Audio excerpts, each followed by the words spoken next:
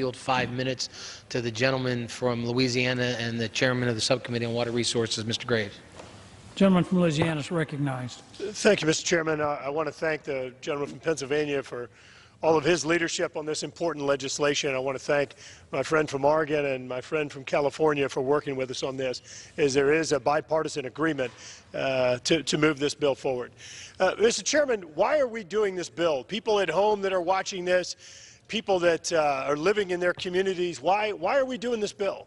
We're doing this bill because we need to ensure that people live in places that are safe from flooding, safe from hurricanes. We just saw last year the 2017 hurricanes, Hurricane Harvey, Irma, Maria, Nate, where we spent well over $150 billion so far. I believe we're near $180 billion responding to those disasters. People need to live in safe, resilient communities. To ensure that navigation channels, that we can build navigation channels that stay compatible with trends in shipping.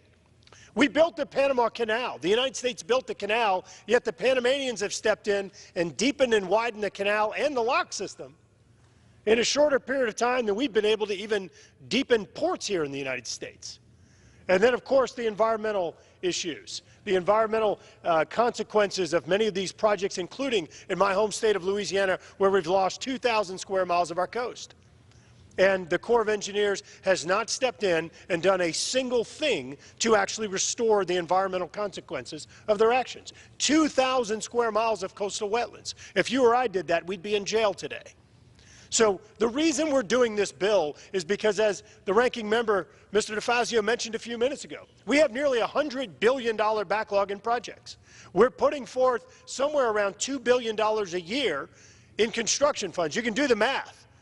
I'm a math whiz, and I can tell you that you will finish those projects approximately never, because $2 billion a year on $100 billion, you can't even keep up with inflation. We must reform the process, and this bill moves in that direction.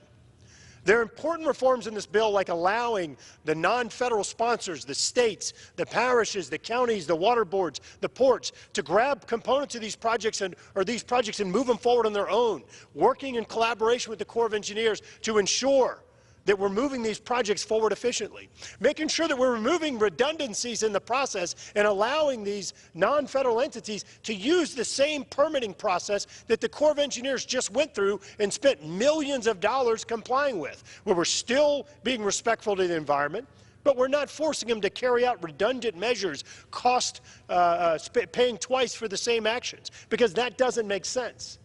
And let me go back and talk about, again, what these outcomes actually yield. We're talking about projects to prevent communities from flooding, to prevent hurricane damages, to restore the environment, to ensure that our ports and waterways can facilitate the ships that are growing in width and in depth across the globe, to where we can have more cost-effective shipping in the United States in our port systems, and we can facilitate the trade that comes around the globe and into our country.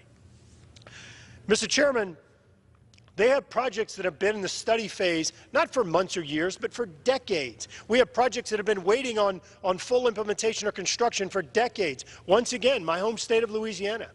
We have the Comate project that's been around for 32 years. $100 million nearly has been spent, and nothing's been done to actually provide flood relief. $100 million.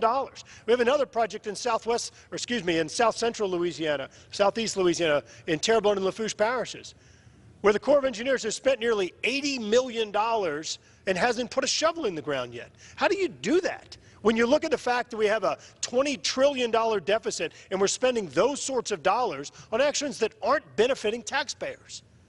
Who is that representing? Because it's not the people that sent us here. So I'll say it again. This bill moves forward in transparency, it moves forward in efficiency, while respecting the environment. It allows projects to be expedited. It gives more flexibility for the Corps and their non-federal partners to work together to deliver these projects.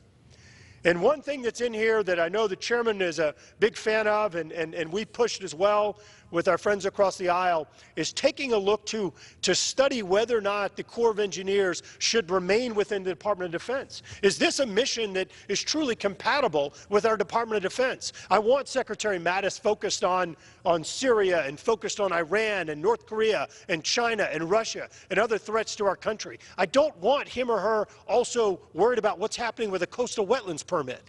I want them focused on the national defense of our country. And so looking at where this mission perhaps could be better housed, better compatibility, and ultimately to deliver better outcomes to taxpayers across the country. Thank you, and yield back. On reserves, gentlelady from California.